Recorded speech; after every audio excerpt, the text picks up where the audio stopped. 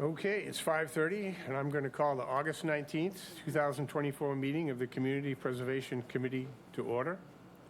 I have a notice of recording. This meeting of the Community Preservation Committee is being recorded and broadcast on the Town of Barnstable Channel 19 Government Access Channel, and in accordance with Mass General Law, Chapter 30A, Section 20, the chair must inquire whether anyone else is recording this meeting and to please make their presence known. Nobody's recording. The next item, I'd like to call for a moment of silence for our member, Marilyn Fifield, who passed away since our last meeting. Marilyn was a charter member of our group and also served as our clerk and gave Ellen many hours of support in creating the minutes. She was also a strong advocate for historic projects, serving as the liaison to the Historic Committee. So if you would, a moment of silence for Marilyn.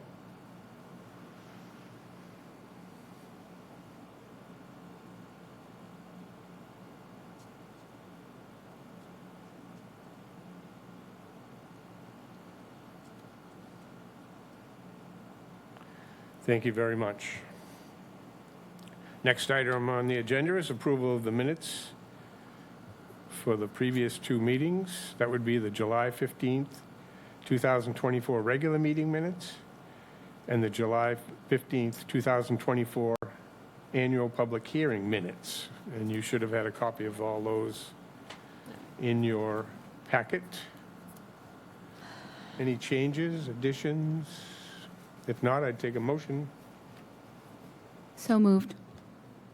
Second. Moved and seconded. Any further discussion on the meeting minutes from the two previous meetings? Seeing none, all members in favor of approving the minutes signify by saying aye. Aye. Aye. Opposed? That's unanimous. And Deb Converse abstains. Make sure everyone puts their microphones on when you go to speak. Next item is a discussion from the Cotuit Federated Church. I believe they have a representative. And I also wanted to lead with some correspondence that was received in regarding to this project. We received a letter from Attorney Garnick dated May 2nd, 2024 with 5 exhibits. A letter from Attorney Connolly to Attorney Garnick dated June 18th, 2024. A letter from Attorney Garnick dated July 30th, 2024 with 5 exhibits, and a letter from Attorney Connolly to Attorney Garnick dated August 8th, 2024. Sir, it's your floor. Is the microphone on? Green light? It is now. Thank you. Thank you. Good evening. It is evening. I think it's 5 o'clock. Good evening. My name is Gerald Garnick, and I have the privilege this afternoon of representing the Cotuit Federated Church in this presentation concerning this committee's present withholding of $179,369 of previously granted funds. I have come to realize during my representation of the church and understand that the present withholding of funds has come to be a matter of concern between both your committee and the congregation of the Cotuit Federated Church. It is our intention to make this presentation to convince you to release the said granted funds in a civil, courteous, and respectful manner. Your committee is a stalwart in the Barnstable community, advocating and preserving historic structures. The Cotuit Federated Church is a stalwart in its service to its congregation and to the Cotuit community. Both of you are of value to the town of Barnstable. Chairman, I'm pleased you read out the exhibits and the documents. I was just going to do that, but I'm going to cease from doing that since you have already done it. Thank you. Okay. One of the issues that has arisen as a result of Attorney Connolly's August 8th letter is the application of the case of Kaplan versus Acton concerning use of public funds for religious organizations. Public funds cannot be used to enhance religious beliefs. Early in this application process, the church worked out with your committee to identify specific portions of the project that would be considered non-religious. When the funds were granted, it was specifically granted that these funds would be used for only the historic portion of the building to improve the church as follows. Number one, to become ADA compliant. Number two, to change the location of the sanctuary doors to School Street, which was the original orientation of the entrance in 1901 when the building was built. Restoration of non-religious stained glass windows. Return of historic shingles on the historic portion of the building, and placing fire suppression systems into the historic portion of the building. You have that. And we've listed that on our screen, as you can see. That totaled the $179,369. In the church meeting with you on February 28th, it was indicated that the chairman of the council agreeing with these funds and the use for them to be used. I want to emphasize that the restoration of the church is not in historical district. They could have redesigned or renovated this church any way they wanted, but they chose not to. They chose to keep the traditions and the historical meaning of its building in 1901. It is the church's belief that this entire matter is a result of a mutual mistake between the parties. Neither party didn't know what they didn't know at the time of the application. There were two applications made to the Mass Historic Commission. The first one was made by Town Attorney Harris, and there was a second application made by the church directly. In the church's application, they did so with the understanding that your committee would provide a letter to MHC telling them that you have unanimously approved the grant to the Katuitt Federated Church. Subsequently, your committee was informed by Town Council not to write such a letter to MHC. The second application was also denied. However, in that denial, there was a conversation between Michael Steinitz, Deputy State Historic Preservation Officer of MHC, and Pastor Ballou, and he suggested that she pursue a local restriction. We understand that the CPC updated their handbook in 2024 to include a new process that a restriction from the state is required to receive grant money for historic process. However, this requirement, and we've put up there to show you the difference between the requirements of 2021 and 2024. The process that the church, this requirement was not placed in 2021 when the church first made their application to this committee. The process that the church followed in 2021 and 2022 was outlined in the CPC handbook as it was written at that time in 2021. Since the approved funds were withheld due to the state restriction denial, the guidance has been removed from the CPC handbook. So how did we get to this point? How did we get to this concern by the church? During the April 24th, 2023 meeting, your committee informed the church that a local restriction had never been granted. As such, the church took it upon itself to write a letter to the congregants informing all of them that the approved $179,369 grant to assist the renovations of the church was not going to be forthcoming. As a result of that letter, a community member informed the church that there was, in fact, a granting of local restrictions to the Marston's Mills Library as part of a CPC grant. So at this juncture, it would clearly appear that there was a mutual mistake in that the church did not know about the local restriction, and the committee was under the impression that no local restriction had ever been granted. Further investigation into this matter has proven that 2 other organizations and 3 grants have been given CPC funds without state restrictions. What is of significance to this committee is that the granting of the funds to the Marston's Mills Library was done based upon a local restriction from the town. The library project also applied for restrictions from MHC and was denied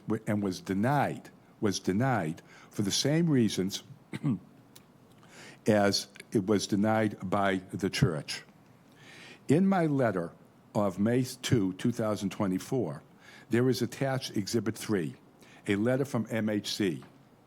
And that letter, dated July 30th, 2008, concerns itself with the application by the Marston's Mills Library. And in that decision, the MHC writes as follows. In the MHC's decision to deny the preservation restriction, MHC staff found that the building does not retain significant integrity to qualify as a structure or site historically significant for its architectural, archaeological,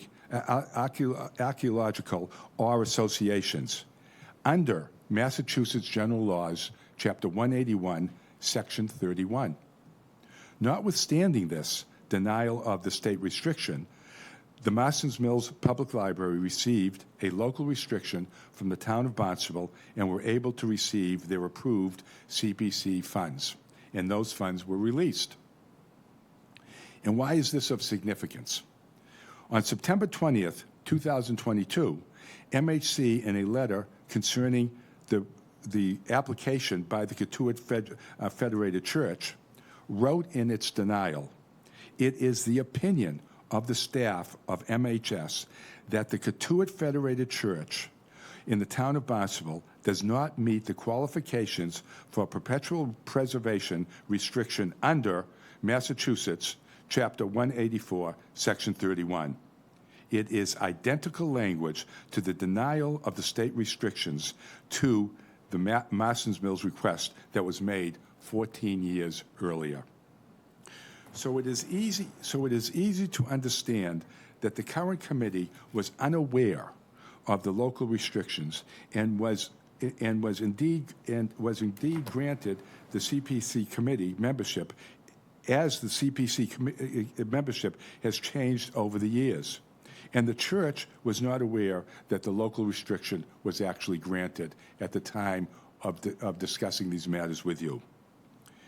In addition, there were funds provided to the Zion Union Church in Hyannis, in which the church received funds for 2 CPC grants for the restrictions of the historic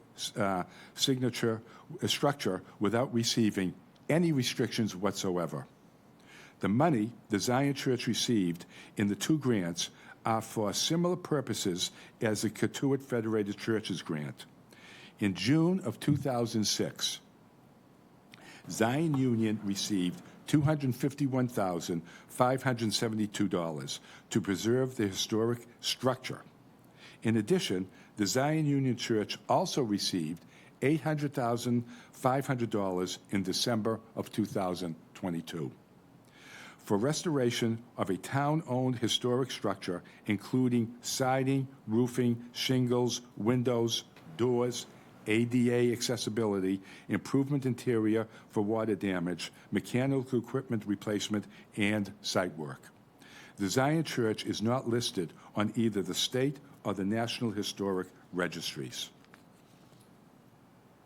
Now, please understand that we are not objecting to the fact that the Zion Historic Museum and the Marston's Mills Library receive CPC funds with no restrictions or with local restrictions.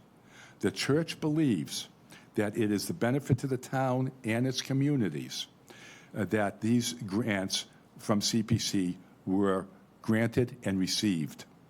However, what we are saying is that providing local restrictions is not a new concept in the town of Barnstable, even where the requested preservation restrictions from MHC had actually been denied. We believe that local restrictions can only continue to enhance historic buildings that are special and precious to immediate communities. Preserving historical structures is as significant as it is to preserve open spaces for conservation and environmental purposes. Just think of the historic commissions that we have throughout the Cape Towns, and think of the historic commission in Yarmouth on Route 6A on the north side. They don't have any MHC restrictions, but in reality, they keep the community the way they want to keep it with its historic significance. And it is not only a boon to the people who live there, and I live on 6A, not only a boon to the people who live there, but it's also a boon to our community and to our guests and to our visitors who absolutely adore driving up and down Route 6A. The expenses and over-budget expenses that accumulated during the construction created financial burdens upon the church. Notwithstanding these strains, the church's renovations of the historic portions of the building and additional renovations is exactly what CPC grants should afford. But to do so, the church had to borrow additional significant monies from its endowment fund. The church, in its renovations, has created a new spirituality by still keeping its historical relevance in the 1901 structure. Assistant Town Attorney Connolly's letter of August 8th, 2024 states, quote, "It appears that your client continues to provide you with incorrect facts," unquote. We seriously object to this conclusion and statement by Attorney Connolly. We have not provided you with any incorrect, phony, alternate, or fake facts.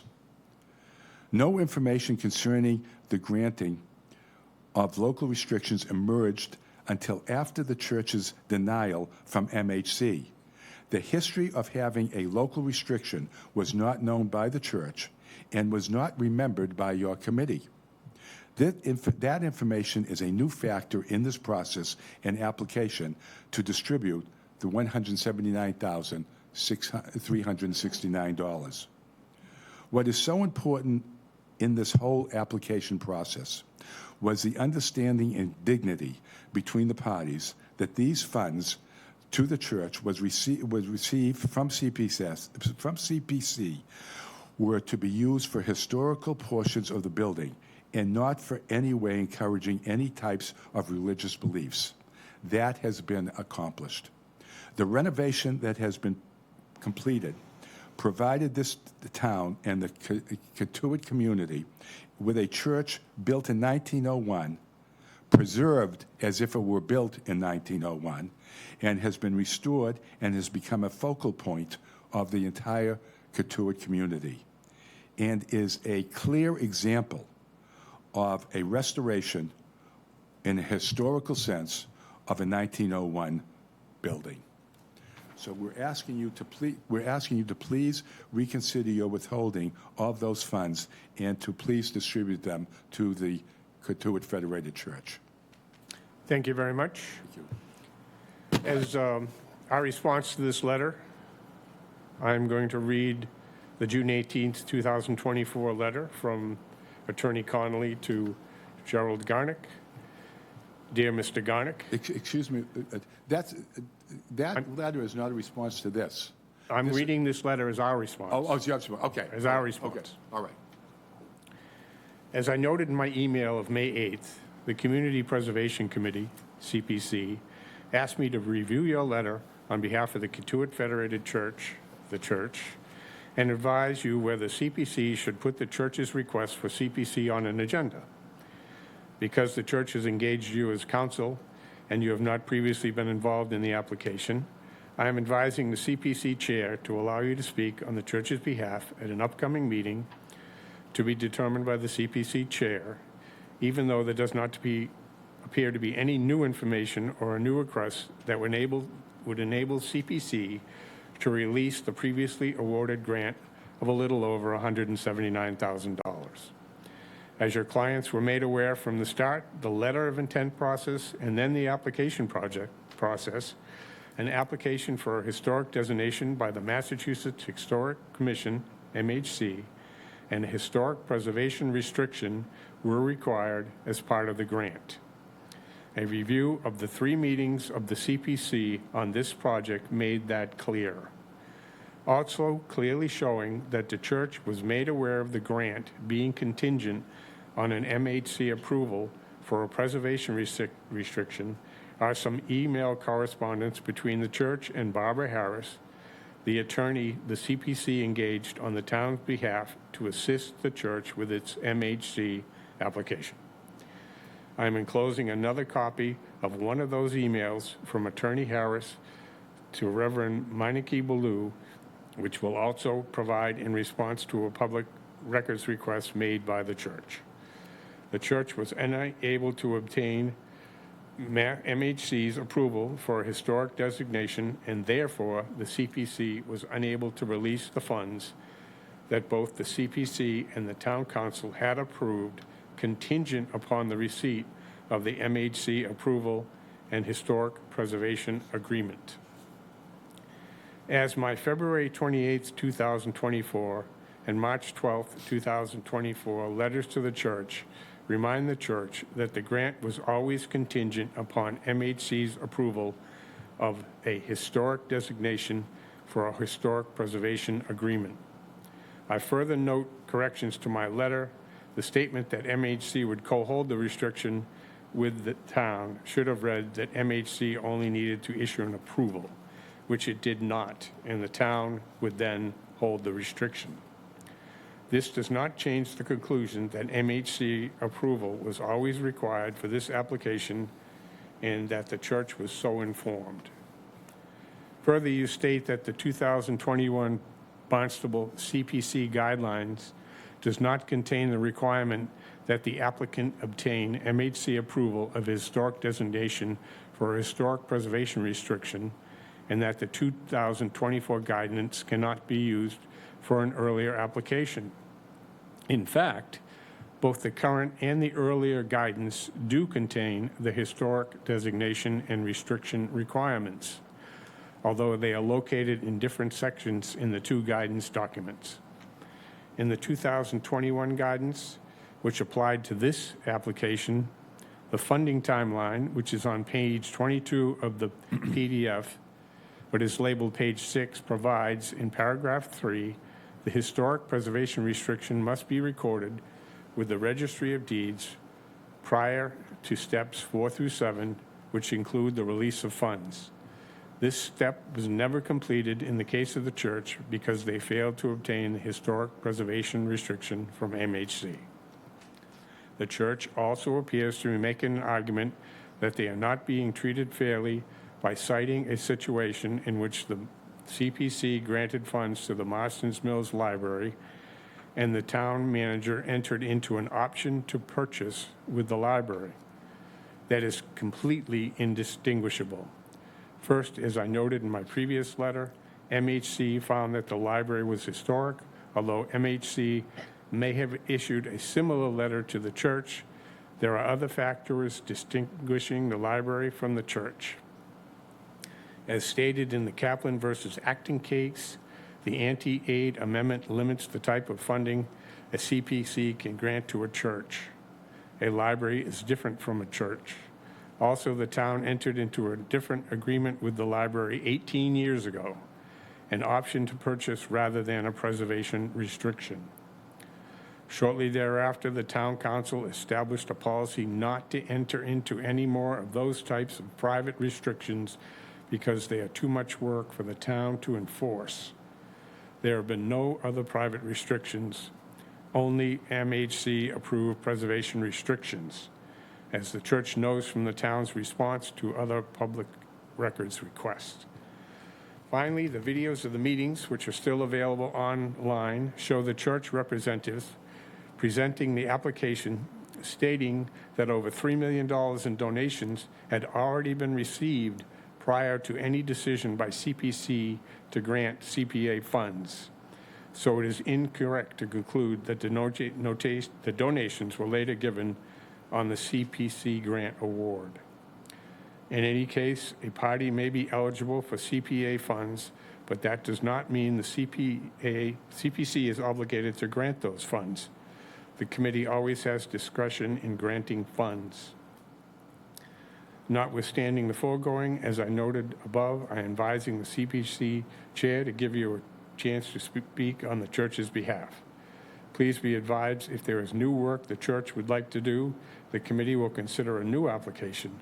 However, there remains the requirement that MHC designate the property as historic in order to approve the church for a historic preservation restriction, and there is currently room on the CPC's August 19th meeting agenda. Very truly yours, Kathleen Connolly, Assistant Town Attorney. So that is our position on the matter. Is there anyone here that would like to speak on the church's behalf? May I comment on that letter, Certainly. please? Okay. Number one, the idea that there was no new information is not correct. The whole idea of finding out about local restrictions with the library and with the Zion Church, we have that in 2006, monies were granted to the Zion Union Church, and at that time, there was absolutely no restrictions on the church, none whatsoever. So that's incorrect.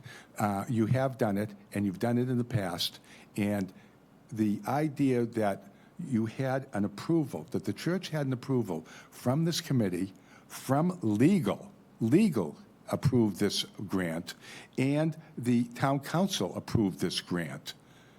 And it was only after that the decision was to withhold those monies.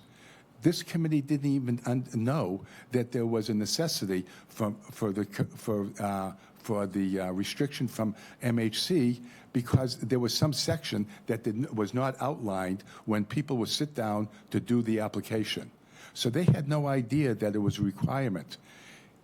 So I would suggest that that information is incorrect, and hopefully I have been able to explain that in my presentation and in my previous letters to this committee. There's a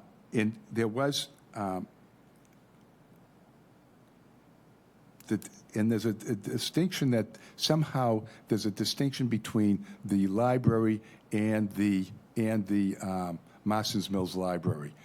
There's no distinction. Both of them were denied for the exact same reason, in violation of the statute. There was absolutely no other reason other than that, and they're similar because of that. And I just hope we can reach you all and say the fact that the church received monies and took monies from their endowment fund does not preclude them from receiving grants to at least finish the project and to at least be able to, in some way, reduce their obligations. The congregation has paid a lot of money for these, and the endowment fund has borrowed money in which the church is paying back. The church did not have to come to you for any funds. They didn't have to come to you. They didn't have to do anything on a historical nature.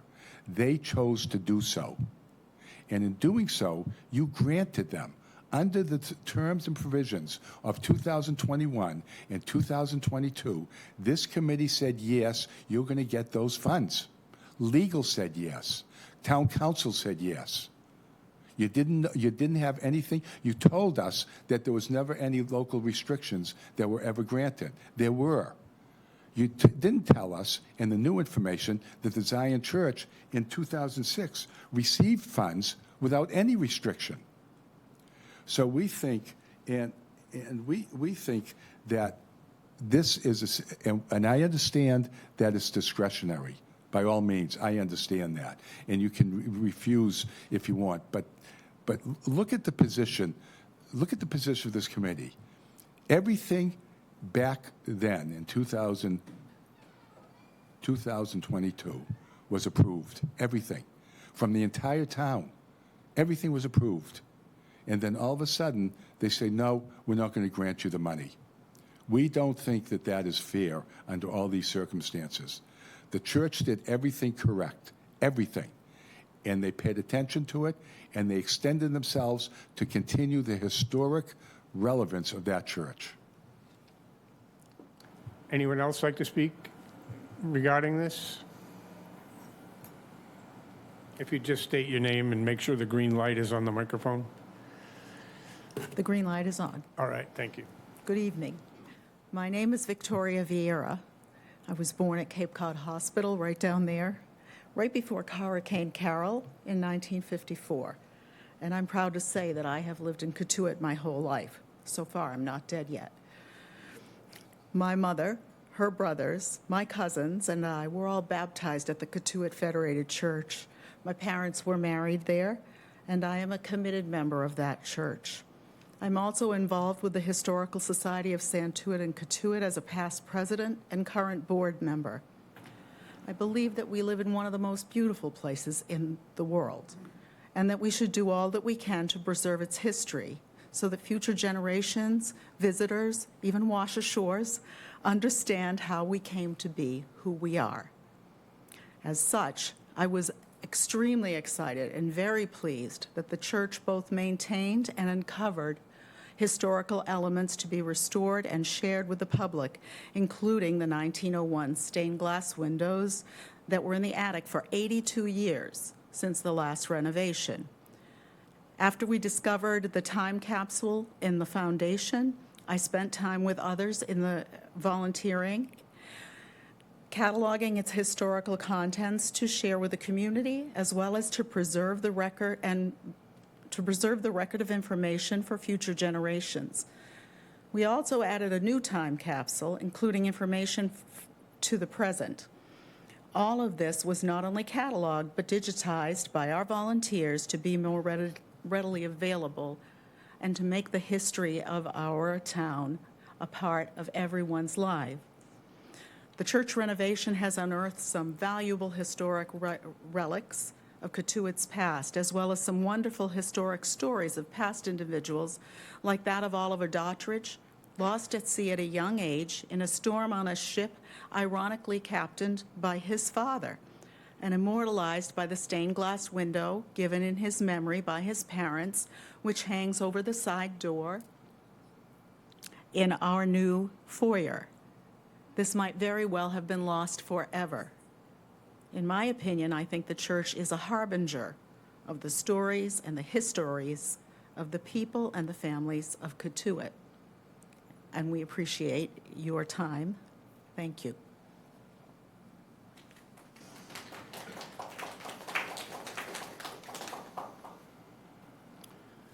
Good evening. I'm Bruce Murphy, a longtime church member, and I'm just speaking on the uses, the community uses of the church. It's, as you know, right in the middle of the village, and it's the largest place for gathering where people can go. And I'm just going to briefly tell you a couple of the uses that are using the facility besides the church because of the size. There's ballroom dancing. There's 3 AA groups that use the church. Blood drive on a regular basis throughout the year and on special occasions at Thanksgiving and Christmas. Chair yoga and meditation. Cotuit Athletic Association, the sponsor of the Cotuit Kettleers, has their monthly meetings there. Miracle Kitchen food preparation is done there. The church has partnered with the library for library nights and movie nights at the church now. They do not have a large enough area for some of their talks, and they're looking at having some of the library talks at the church. Community nursery is also there, and they use the larger hall for their graduation mother class, and also offering community CPR and first aid. The Historic Society looks forward to also using the community hall for some of their talks that are coming up, because it's a larger hall that you just don't have in the village. And I think one of the most important things that we have is it's ADA compliant now. Before that was very difficult, so I think in the village itself, it's probably the one that's most ADA compliant for people to get in. The handicapped ramps, the push door opens, the bathrooms, and that's important in the village where community space is very limited, almost no limit, but that's available for the community. So the handicapped aspect is accessibility is just something the church had in mind from day one to make sure the community could use it. So thank you very much for your consideration. Thank you very much. Anyone else? Good evening. My name is Amy Fish.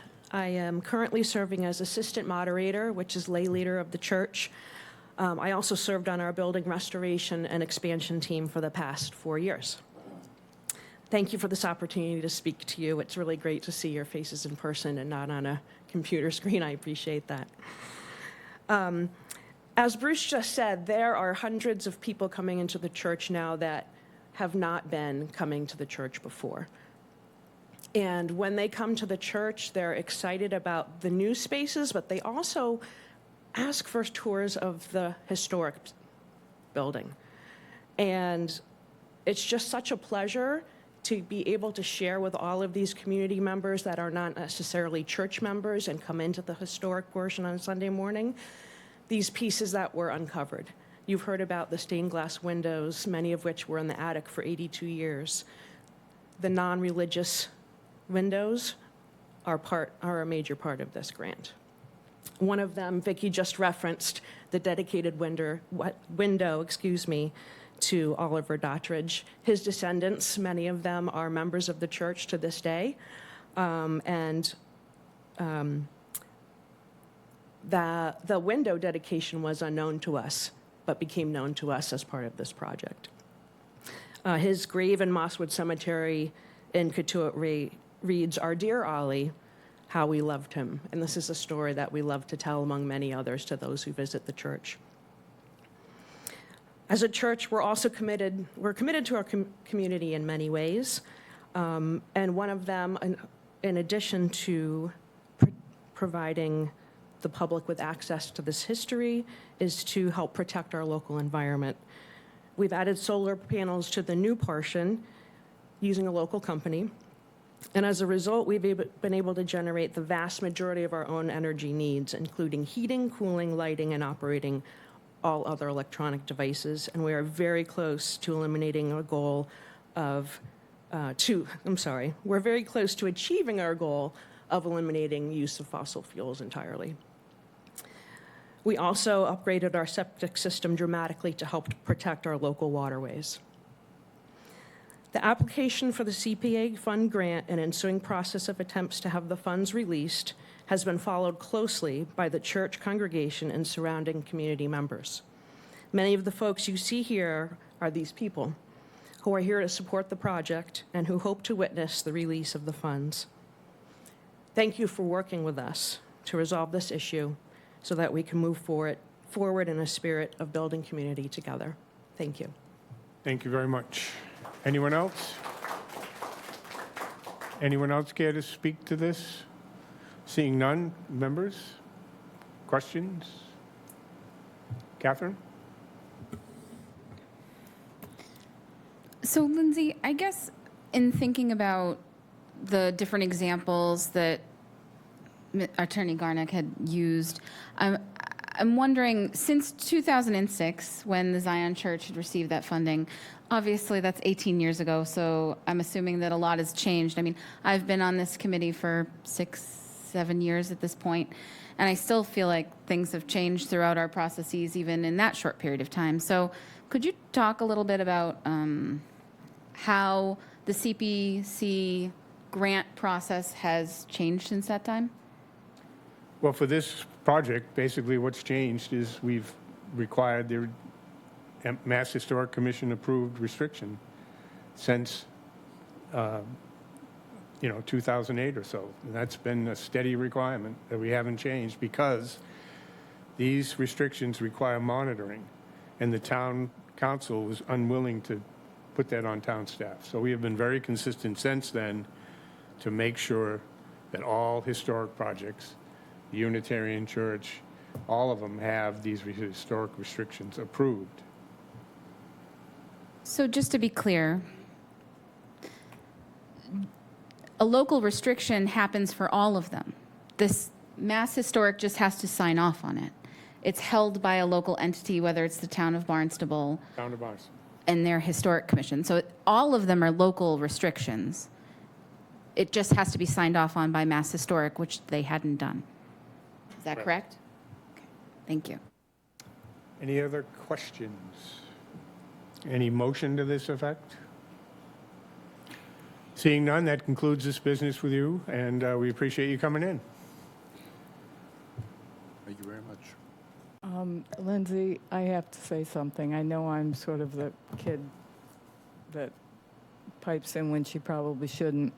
I have a bit of a bias, and not because I live in Katuitt, because that's new, but because I think this church has done a massive amount of work in the community, for the community, not just ADA compliance and unearthing these windows.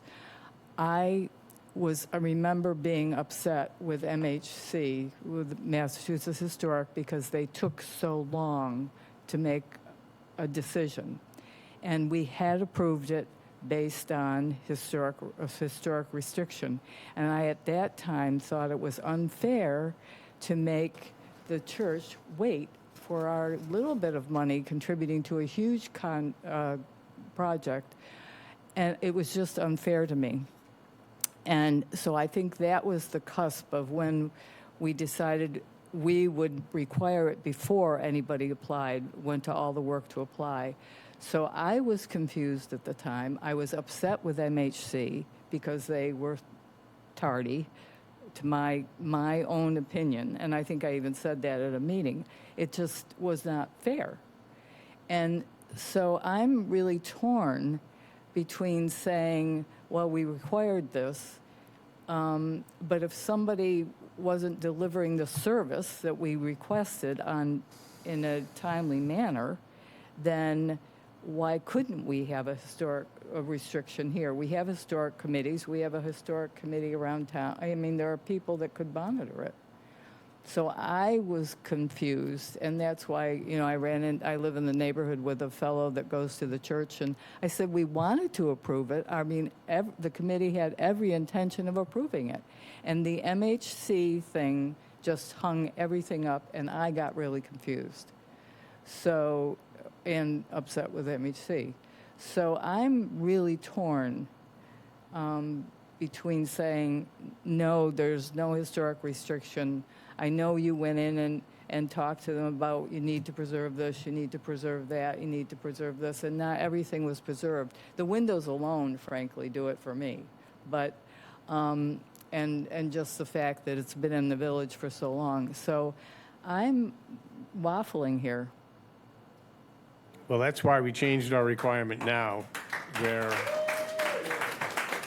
And I think the restriction from MHC has to Yeah. happen first, and that Before. was, But this was the Movement. cusp of what made, to me, this was what made that happen, because it wasn't timely and it wasn't understood, to me. right, I And understand I that. don't understand everything that goes on, But but it was a requirement, and we have always required that since Yeah. 2008, so.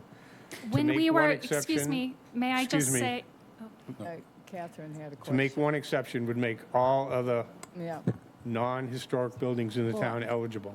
So that is an undertaking that is, I think if Very it's from now vast. on, if we get it beforehand, it's kind of set in stone. it would be changing the rule for one group. Because Mass Historic didn't approve this one, and it Yep. would put us in the situation of having to grant private restrictions to anyone who applied. And that's the distinction. And they were well aware of that requirement, so I'm going to close this matter. You all, You say, ask him. may I? one more statement. last time we were before you, you said that we were the only people who this had ever happened to. And I left here feeling discouraged, but resigned because I took you at your word. And then when I shared that with my community, a colleague, not even a church member, said this exact same thing happened at Marston's Mills and sent me the information. And I shared it, and it's so hurtful for me that the lawyer says that there's no new information, because it was revelatory for us. I think all of us were told that this had never happened, and we were the only ones who had ever had this happen, and that is not true. And this committee has the ability to release the funds. You are able to take that vote. That I is hope you not true, what consider you that. just said. What I said at the time was, we've never granted a private historic restriction, is what I said. So I don't want to get into an argument over here. This is not the format for that. I do have it on video if you want me to play it. We haven't granted a private historic restriction. And the easement is not a private historic restriction. It's just not. Do you have something? So at this stage, the work has already been completed, yes? And part of our reimbursement process is that that work can't be completed in order for us to release those funds. Correct. I,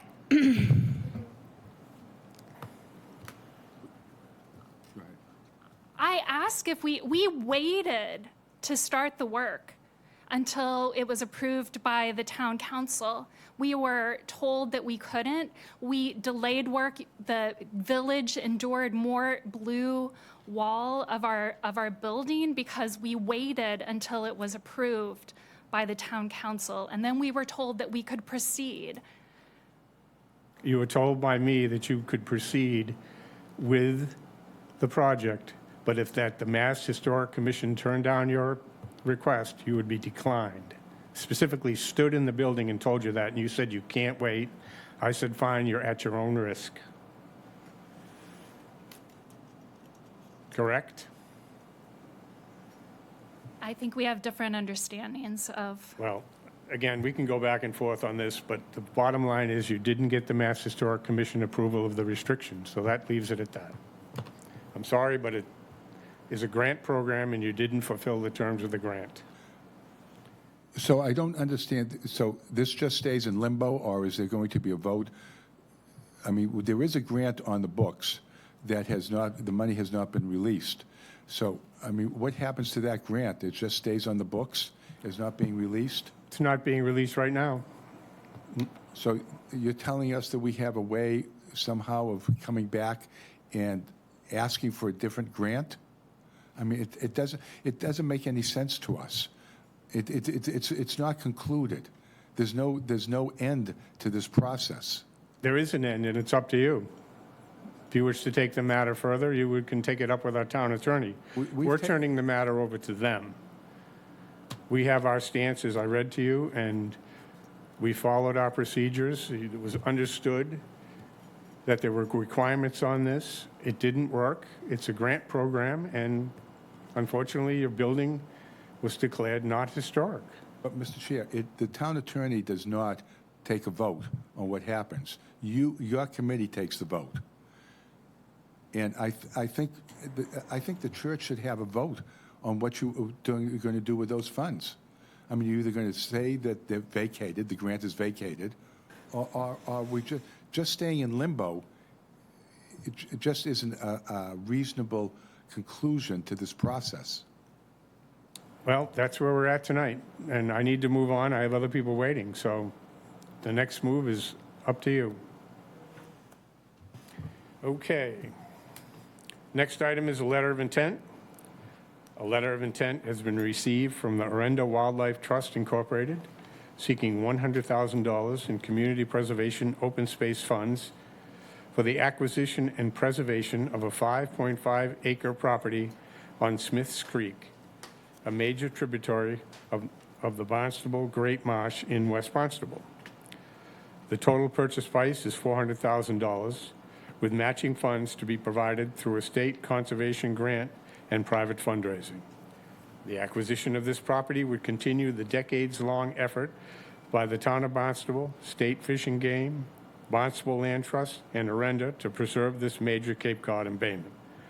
The property is a priority habitat for rare species, and its preservation would protect the freshwater and tidal wetlands lying within 300 feet.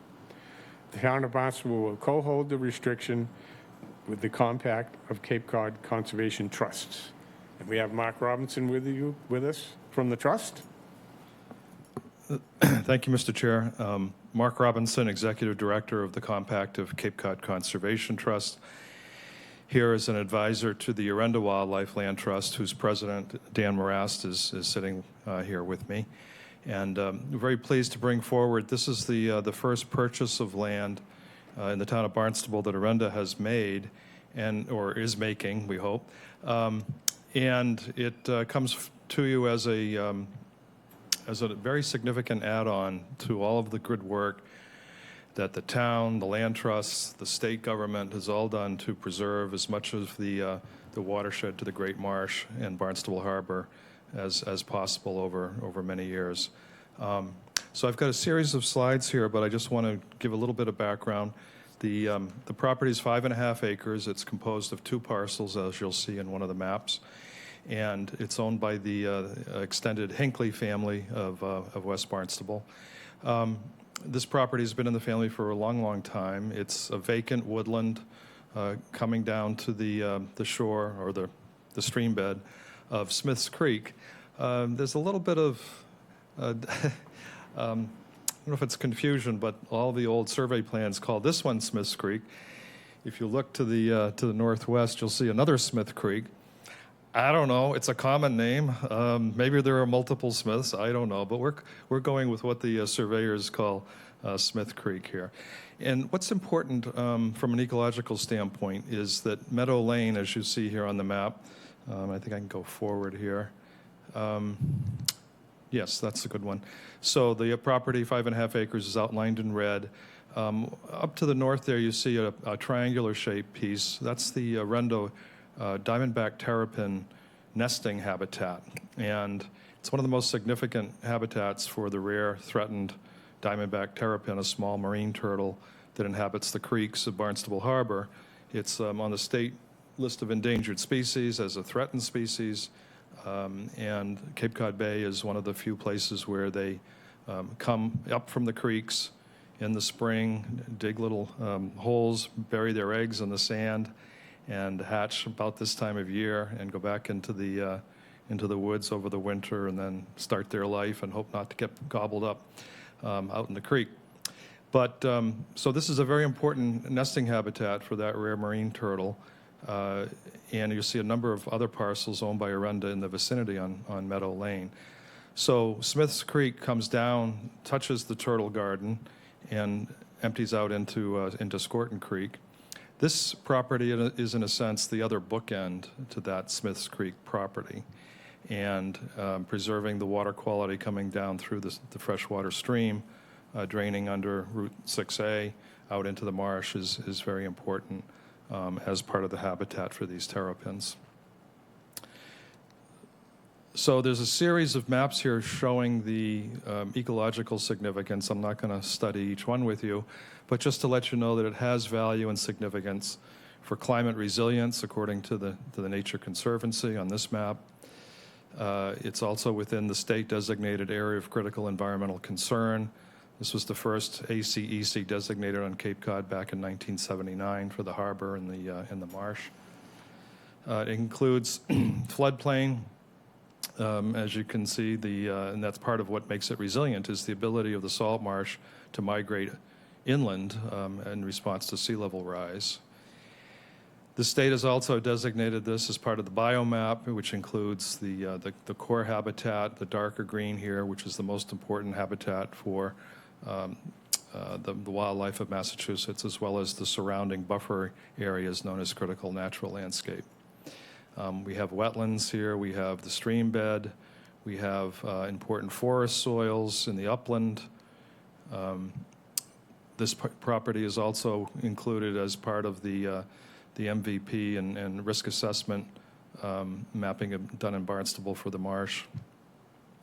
And also the importance having frontage, a small amount of frontage on Route 6A, only 65 feet, but it's part of this mosaic of properties, both historic and natural, that makes 6A one of the most scenic drives in America. The state also designated the Great Marsh as one of the top 10 land areas in Massachusetts as a scenic landscape back in 1981. And you know about the Old Kings Historic District. So these are the two properties side by side, and we're buying both of them. We can't buy just one. There's no real value to having one and not the other. It's all the same habitat. It protects all of the stream from Route 6A out into the marsh.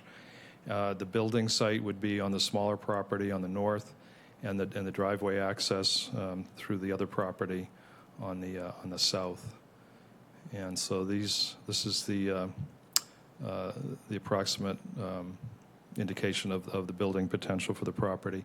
The property has been appraised for $410,000 as a single-family house site. We've negotiated a small bargain sale at $400,000. We've applied for a state grant this past month for $200,000. That will be announced, awarded or rejected in the fall.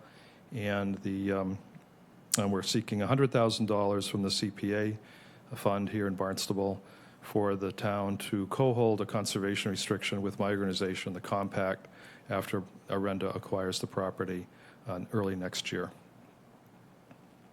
Thank you. Thank you. Thank you very much. Question from members regarding this letter of intent? Go ahead, Varley. Yep. Any structures, buildings, anything on the land right now? Yeah, it's vacant land. It's never had a structure on it. Okay. Totally natural land. There's a stone wall, that red line on the interior of the property indicating the parcel boundaries. That actually is a stone wall, so it has some historic significance. So it is a boundary. But there's a deer hunting stand on one of the trees that I found in my last look out there.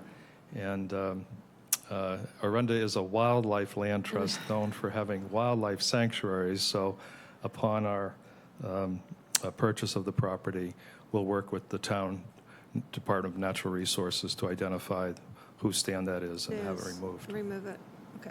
All right. And access is from 6A, but not recommended. So topographically, it doesn't work. There's a guardrail for Route 6A across the 65 feet. We can't penetrate that, and frankly, that drops off too close to the wetland to accommodate any kind of parking. Okay. So we do have access, public access on Meadow Lane properties within walking distance here. You know, I've walked along 6A. It's tough. It's dangerous. I don't recommend it. Why we don't have sidewalks on that road, I don't know. Any, Catherine? So as an Arenda Wildlife Land Trust volunteer for their turtle monitoring, there have been times where I've driven to the sanctuary and have passed this parcel, and unfortunately I've seen a few diamondback terrapins having been hit by cars, which is really unfortunate. So the fact that the trust could potentially protect this piece of land, encouraging more habitat to allow for continued nesting there, I think is really important. Thank you. Anyone else? All right, anyone here from the public to speak in this regard? Nobody's hiding? Okay. Anyone have a motion? Motion would be to move this to application. I move that we move this letter of intent to the application phase. I'll second. Moved and seconded. Any further discussion? All members in favor of moving the application to, moving the letter of intent to application, signify by saying aye. Aye. Aye. Opposed? That's unanimous. Thank you, Mr. Thank Chair. you. Okay. If I may, if I still have the green light, I Sure. just want to thank the committee for your action. This is an exciting step for Arenda. from the size of the expense as a senior administrator that we have to take on the responsibility to raise the funds that make this happen. But your support is really appreciated. Thank you. You're welcome. Okay. All righty. There's one. Our next item is an application which has been received from the Historical Society of Santuit and Cotuit of 1148 Main Street, Cotuit, seeking $33,000 in community preservation, historic preservation funds for Phase 2 work for their project. The grand plan to expand, building a future for Cotuit's past.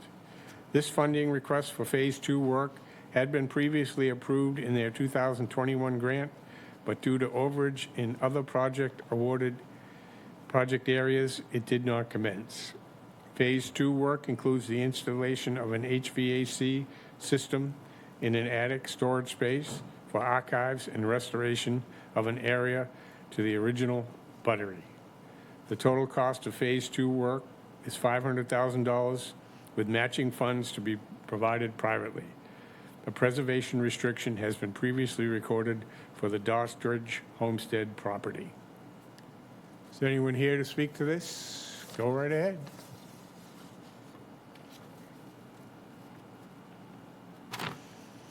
Good evening. Beth Johnson, President, Cotuit Historical Society. It's Cotuit night. I'm not actually going to give a presentation. I'm here just to answer any questions that you may have. We did submit this, and you awarded funds for us to do our expansion project back in 2022. We're about 90% done. The two things we are asking for, the HVAC system in our Dottridge Homestead and the restoration of the buttery, are in Phase 2 of our project. Unfortunately, when we started the project, in the permitting process and when we applied to CPC, we had an estimate for our foundation plans of $8,500. Once construction began, it was determined that our foundation was not a legal foundation. So the town required us to secure a structural engineer, and we had to redesign the whole foundation in order to make it appropriate for what we were going to do.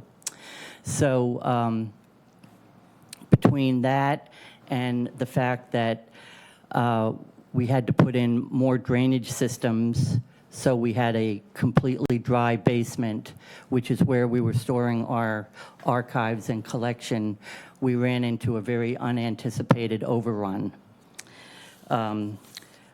As I said, the original foundation cost estimate was $8,500. Our actual cost was $41,225 for a overrun of almost $33,000. We used the CPC money that from Phase 2 to actually pay for this foundation work because it was, in essence, very specific to the basement and keeping our collection storage dry. So we justified our decision to do that.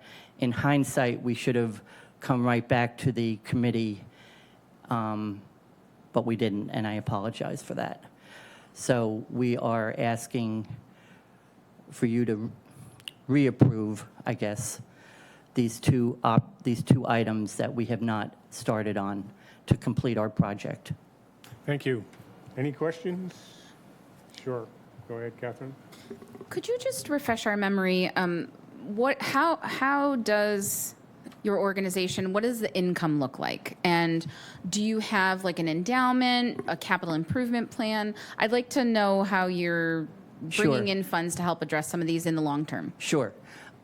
So we have an endowment fund that is only for capital expenses and scholarship, and we have dipped into that fund to help pay for this project. So the rest have been through private donations. and grants such as yours. So that's basically how we operate. Do you have a stewardship plan for the property, like how it will be cared for outside of just requesting CPC funds for bigger purchases like this? We have an operating budget. We have a campus of basically three structures: the Dottridge Homestead, the Katuitt Museum, and the Ice House. It's opened on weekends all the way through. As far as our stewardship program, I guess we don't have one per se. The board works simultaneously throughout the year to just maintain the property. Anything else? Farley, did I see your hand going up? No? Anyone else? All right, well, anyone here to speak to? No, I had my, we didn't think you'd have us so soon. The two people I was going to bring were out off Cape tonight. Oh. All right, well, what we have here is this application to finish the work at the Katuitt Historical Museum. What we need is a motion to approve the application and send it to council. Does anyone have a motion?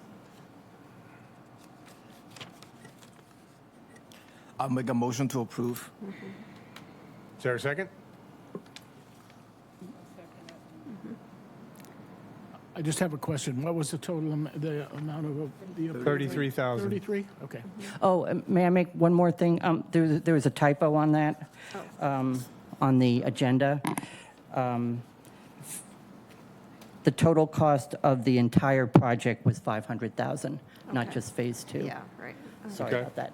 Yeah, the whole project was Yes. 500. Okay. So And you- they're requesting 33 to finish the buttery Correct, and the upstairs work.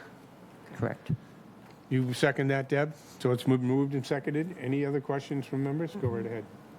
I would just highly recommend moving forward as you think about the long-term viability of your structures, that you and your board come up with a stewardship plan, because yes, we're very fortunate in the town of Barnstable to have community preservation funds available to us that's matched by the state. However, it's important for residents of Barnstable to see that entities like yours have a long-term vision for your organization. Absolutely, yeah.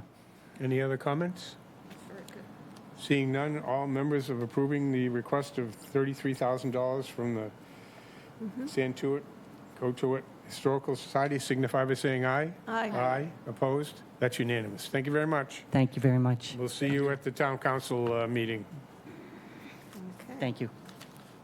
Okay. Good questions. Next item is, on the agenda is correspondence. And we received several. The first one was a letter from the Open Space Committee regarding the Barnstable Main Pathways Trail, it should say, in Comaquid. There's a small Right. gap in the pathways that they are asking the manager, and we were copied on it, to do some due diligence out there to see what the status of those properties are.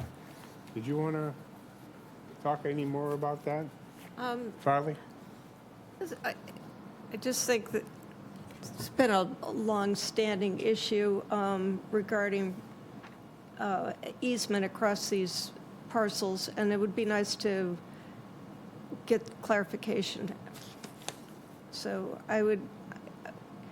was there going to be a title search, or what was the recommended approach to, I believe a title search is what they were yeah, looking for, and that would probably be asked of us to fund that. okay. But it's gone to the manager, and he's the one to allocate, resources in that. Okay, yep. Or they may do it internally with the town attorney's office, I don't know. Yeah, I think with the rail trail getting ever closer, this is sort of a key item. So it would be nice to get a final word on it. All right, thank you. Definitely, yep. The next item under correspondence, we received initially 2 emails in favor of the Oakmont Road project that 153, and one opposed. The two in favor were from Ann Bergen and Kathleen Benson, and received one thoughtful letter from John Henderson in opposition. Since the agenda went out, we received 19 more emails, 20 more actually, that have come in regarding Oakmont Road. And those were from Deborah Reynolds, Don Bell, Liz Gard, Louis Pye, Donald Reynolds, Joanne and Donald Tremaglio, Jean and Greg Thoma, Karen Zupko, Peter and Deborah Lepinen, Joyce Campagna, Bernard Stein and Marguerite Adam, Alexander Baxter Moran, Alavina Baxter Moran, Carl Soberger, Barbara Rand, Denise Egan Stack, Catherine McDonough, Elson Goncalves, Bruce McDonald, J.D. Cooper, and Joan Slander. Those letters were all in favor of the Oakmont Road project. We have nothing on the agenda for that tonight, so nothing to discuss on that, but we did receive those, and I wanted to get them into the record. We did talk about the other letters on our correspondence that were entered into the record earlier. Next, we come to, yes. If I have some questions. So it feels like the group of residents that are concerned and in favor of this property being purchased for conservation, do they understand that an entity like the Water District are the ones that have to pursue this purchase, not us? It feels like there's confusion there with that group. I believe there is, but they also want to participate if the district, or anyone for that matter, moves this forward. They want to help fund it, so they're willing to help raise funds. Okay. So what their role is undetermined. We still haven't received anything formally from the Water District as to what their status was. So we're waiting to see from that, and when we do get something, we'll go from there. But a lot of outreach, it's building, community support, which is a good thing. Land is not inexpensive these days, and we'll take all the funding we can get. I can't hear you. Why don't you come down? Just give your name and make sure the green light is on. My name's Marie Rizzo, and I'm from Comaquid. And is this better done in public comment? I don't want to get things out of... No, you're fine. Okay. So, yes, there is, I'll say, confusion in the sense that we as a group have been waiting to see what the Water District's plans are.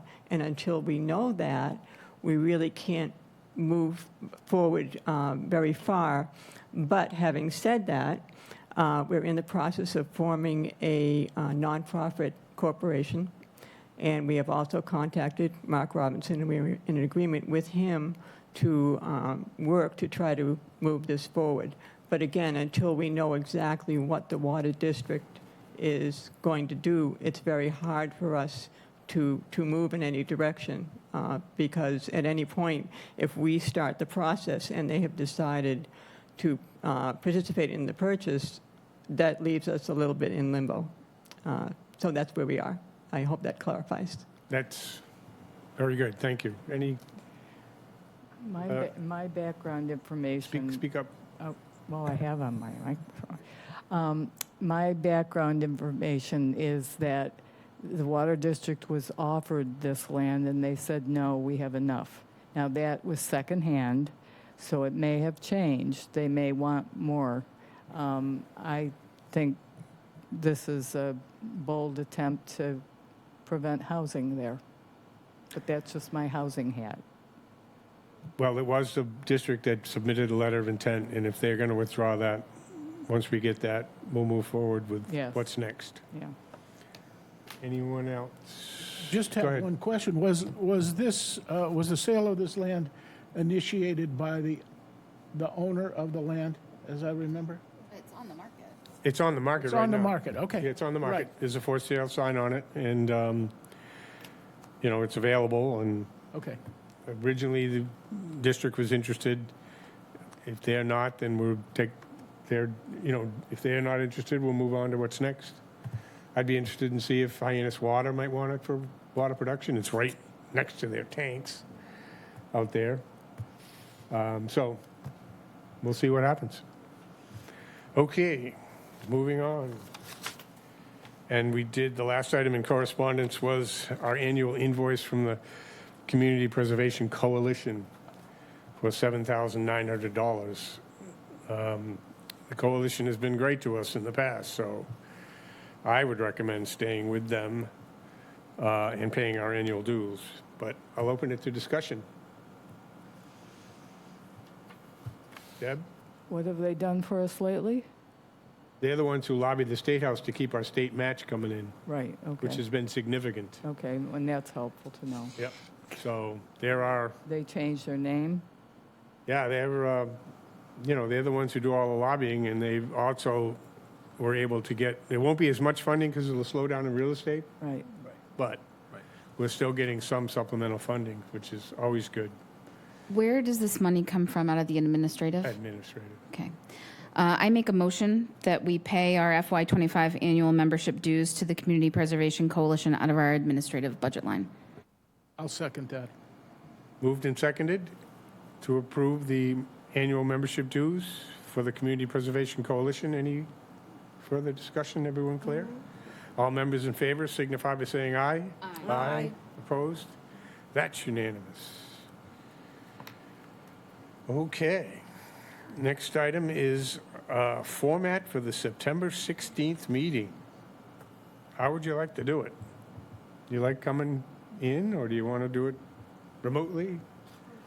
I like to do it remotely. I like One remote. Let's just say, all those in favor of remote, raise your hand. 2, 1, 2, 3, 4. 2 in favor of in-person. Deb's in person. You like in person? Yeah. Okay. Well, 4 to 2, we do September, and I think we should ask every month. Yeah. Maybe in person's better for some. So it will be remote for the September 16th meeting, which is really not that far away. Next item was election of officers. Having, one member not present and 2 outstanding, I think we should put this off. Yep. Let's wait till we get a full. We need to see if anyone's interested in being the clerk. Yes, that's the question. Yeah. We're on the hunt for a new clerk. Deb. All right. Look at That's me. good. We did take care of the dues and the draft fiscal year 2025 CPC plans. Are there any proposed revisions? Do we want to vote it as it was written? It's up to you. Do you want to look at it further? Comments on that? I think we need to vote on this thing. Is that a motion? I make a motion that we vote on the ever-enduring CPC plan. Is there a second? Second. Clean it up. Moved and seconded to approve the draft fiscal year 2025 CPC plan. Any further discussion? All members in favor? Aye. Aye. Opposed? That's unanimous. Okay. Project updates. Oh. The Santuit Woodlands CR was approved by the council on July 18th. Yep. The Marina Enterprise Fund at 211 Cedar Tree Neck Road was approved by the town council on July 18th. Yes, Did they have an accepted offer on that property? not yet. Oh. No, they do not. The Federated Church is still looking to get bids on their restoration work for the cemetery headstones. We're waiting for Barnstable Water District's response regarding the Oakmont Road project. The Wheeler Road Holly Preserve Trail easement was postponed again due to a lack of council quorum last Thursday. So I will be back at the next council meeting, hopefully to get that approved. There was a quorum issue with that one. And Tom Lee and I had a chance to look at the old Colonial Courthouse building. That project has been complete. It's came out superbly. If you have a minute, stop by, walk in the front, look at the gardens. The gardens were designed by Rick Lamb. It has a very beautiful approach in brick leading up to, which you can hardly see in the front of the building, is the handicap access. It's a wonderful job. Very pleased with that. So if you get a chance, take a look at that project. Cape Cod Rail Trail Phase 3, CR reviews, they're still being reviewed by the state, and they have mitigation for the land use for the easement for the pathway. And bidding is due this month. I keep checking the want ads and legal ads every day, but I haven't seen it. It is the DOT top priority for bikeway projects in the state, so we're hoping that they don't roll us over again, but time will tell. And the Affordable Housing Growth and Development Trust Fund Board's semi-annual report to the CPC is anticipated to be received for the September 16th, 2024 meeting. And that'll give us their latest updates on what they're doing. Great. That's what I had. Did I miss anything? I don't think so. Yep. Any public comment? Seeing none. Any general discussion? Other than, what do you got? I'm just trying to think through how we come around the Katuitt Federated Church. That's just what I was going to ask, the same thing. Because I know that they know that the ball is in their court, but to do what? They could take it legally. That's why we haven't asked to return the funds. And if a court said, hey, folks, you made a mistake, CPC, you got to pay them, then we could. Is there any way we could fund, like putting the windows in or those kinds of things? It's kind of all or nothing on that. The I would project, agree with that. It's there are other issues with that project Yeah. that the legal department is looking into, so it's really up to them. I mean, and we have to be maybe more clear, and you might remind me to speak it. This is really a grant program, and you have to qualify for the grant. Now that we've changed the historic rules to put the preservation restriction first, that's a huge break for us. The other item that is going to be a game changer for us is these grant agreements, which will get them to sign immediately after the CPC approval, that spells out what the next step are. Town council's approval, 30-day waiting period, MHC approval if it's historic, private recreation restriction if it's a private ball field, all of that. And then there will be no mistake. And it was unfair, and this was the last one, fortunately, we'll have to endure, that Mass Historic took 2 years to weigh in. I mean, that's mind-boggling. So What was their argument against giving them the historic approval? That the property, I the don't structure remember. itself had been worked on so many times that the Modified. cultural integrity and the historical integrity wasn't there. it's gone. It's completely lost. And Can- moving the door, that we did not fund that. We only Well, I funded remember they were going to move that door. Yeah, that was a third movement of the door in this building. We didn't fund that.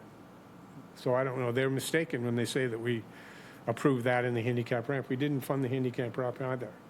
So there's issues with even them, amongst them, what they were approved for. And so So there's problems. would it, moving forward, obviously, like this is outside of just the Katuitt Federated Church, when we make a motion to approve a project, should we have the disclaimer in that motion that states contingent upon Mass Historic approval of the preservation restriction? We should have a final, yes, a final, but we need to have a draft approval before we even accept an application now.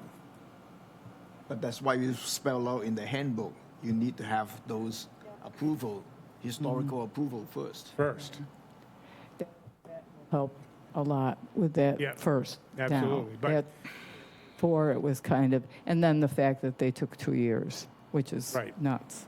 but, you know, no one anticipated, and I can't believe they didn't, the legislature, how approving these restrictions would put a burden on Mass Historic. It's the same thing with the conservation I restrictions. know.